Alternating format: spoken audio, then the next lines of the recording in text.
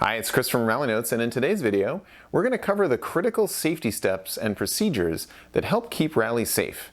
It's so important that I wanted to make it into a video for two reasons. First, it's to give you some exposure to the topic before your rally, so you'll have some time to digest the info and ask follow-up questions. And second, if you're at an event as a competitor and they don't cover this in detail in the driver's meeting, stop, raise your hand, seek out an event steward, and ask them why. This is not just for the novice meeting that one time. These procedures should be reviewed every time at every rally.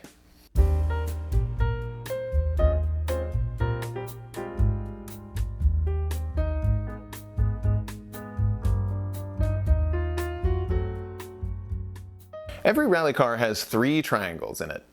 They should be located where the driver and co-driver can easily reach them in the event of an accident. One between the driver and co-driver, one in the co-driver's door, and one in the back is a good idea, not bundled up all together. Do you know where your 3 are?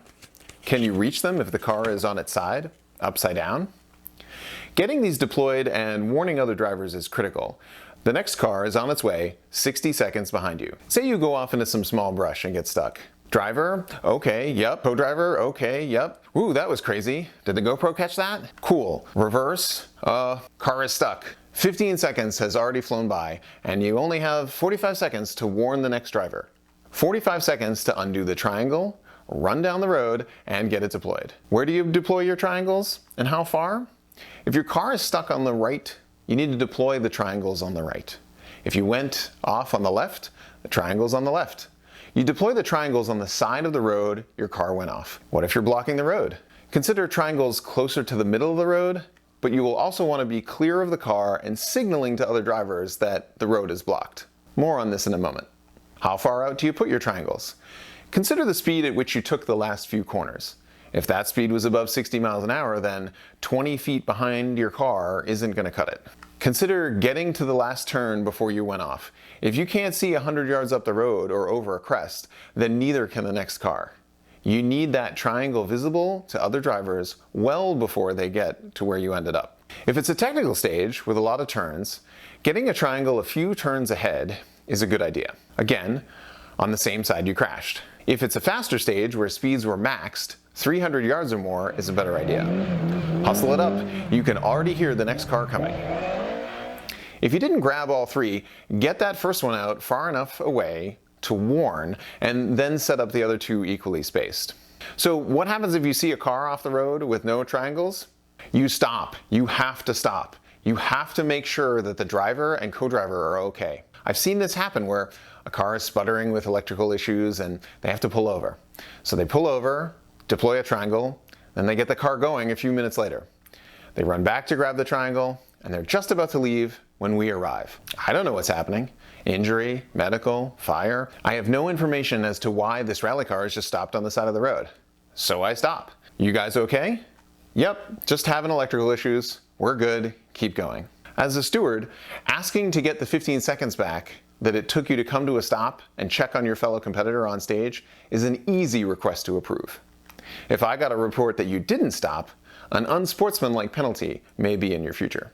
So again, not displaying anything, no triangles, no Red Cross SOS, no OK, stop, check on them. Fire extinguisher.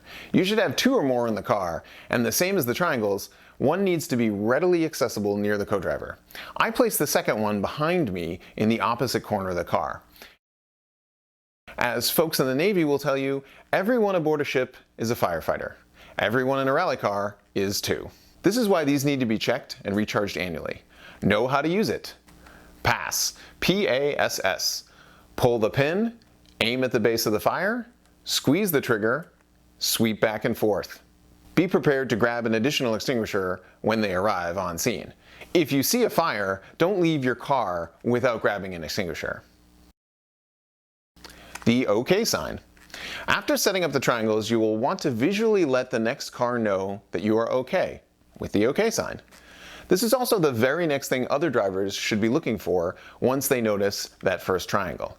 Is the team okay? As we approach, it's good to see both the driver and co-driver accounted for with the sign in hand and a thumbs up to confirm it.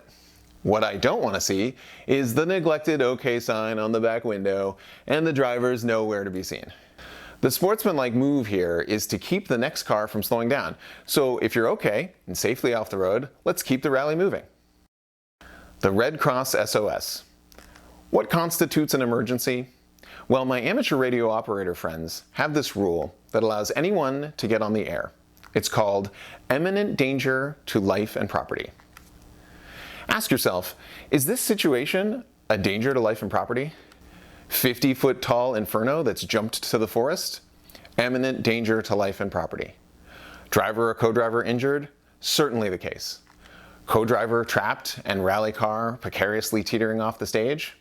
Yep. What about a car completely blocking the road? Well, the driver and co-driver are out and safe. The next car was stopped in time. No danger to life or property, just a rally car unexpectedly blocking the stage. In rally, we have a term for the unexpected. It's called force majeure. In a force majeure situation, like a sudden rainstorm, a big rock that rolled into the road, or a tree blocking your path, this is just another unexpected situation for drivers to deal with. When enough drivers arrive, they will figure out how to move the stuck car and continue the rally. Okay, so the driver or co-driver have identified an emergency and need help. They should attempt, if possible, to set up triangles, but their goal is to warn the next car with the Red Cross SOS. When you see this, you stop. You have to stop and render assistance. Here is the procedure. The first car on scene stops and renders assistance. The second car on scene gets information and drives to the next radio control. Radio controls are usually marked in your notes, or the radio operators will have signage. The third car needs to be stopped just like the first and second, so you need to continue to set up triangles and warn the next car on stage with the Red Cross SOS. Keep as far off the road as you can to let emergency vehicles pass. There could be 5 or more cars before the stage is stopped. For the second car that continues safely but quickly to the radio control, the rally organizers are going to need basic medical details: who and how they are injured. You should report their car number and succinct details without conjecture. There is no HIPAA in rally. We are not a hospital with patient data. We need those details to help render aid. Wait here for instructions from the clerk of the course. Same thing happens if you're stopped with a Red Cross SOS by a radio control. Stop, assess the situation, wait for instructions from the clerk of the course. To recap, car not displaying anything? Stop, check them out. Red Cross, SOS, stop. Render first aid. Second car goes on to the next radio control. Safely stop the remaining cars on stage. Help is on the way. If you have any questions about these procedures, I highly suggest you ask them in your next competitors meeting. As you can see, I take the safety of my fellow competitors very seriously, and I hope you will too. Keep it shiny side up, and we'll see you on the stages.